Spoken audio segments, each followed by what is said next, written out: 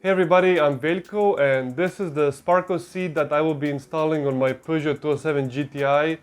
And I actually bought this seat around 4 years ago because I was mounting it on my Toyota that, as many of you know, broke down, so I barely used the seat, hence why it looks almost brand new.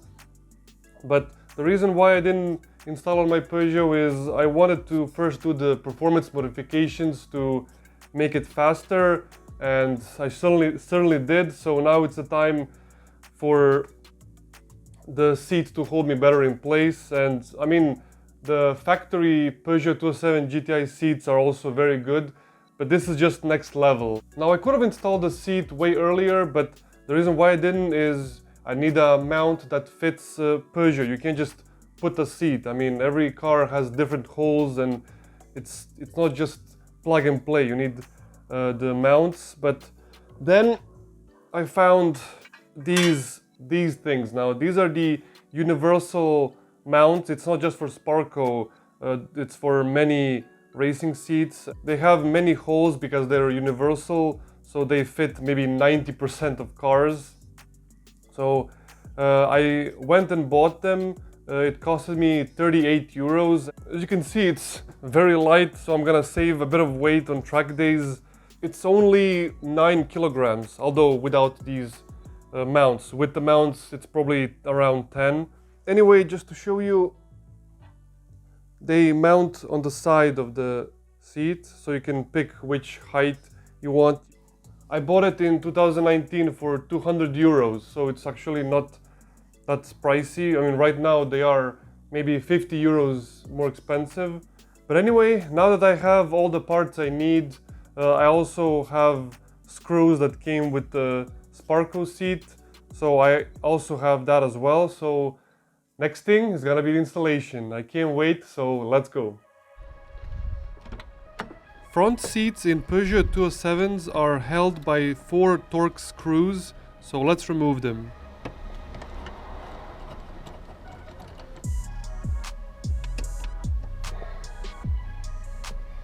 Don't forget to also unplug the airbag connector.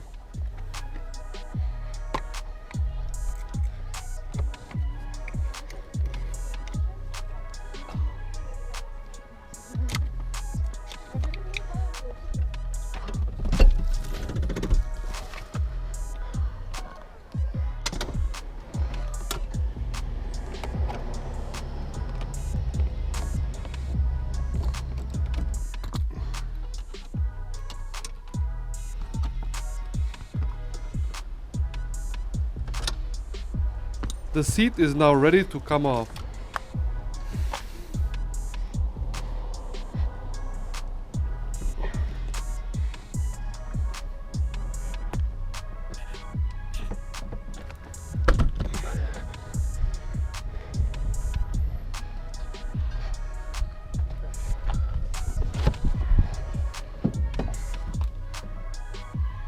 Position of the holes are, as you see, very simple. Only difference is one side is slightly elevated. I already installed the mounts, but forgot to place the seatbelt buckle socket.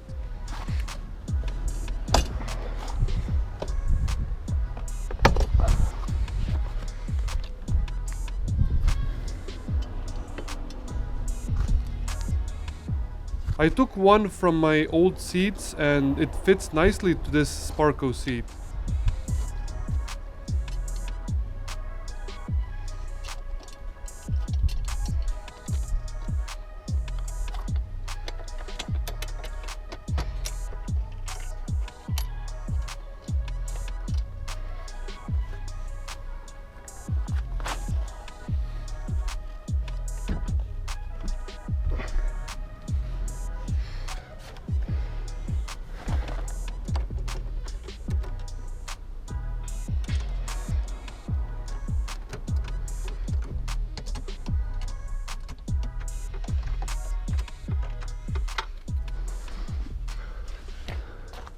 I found this mount that we made for the Sparco seat to fit my Toyota Corolla T-Sport 3 years ago, but now having less free time I bought the universal ones. Happily, they weren't so expensive, but still look very professional.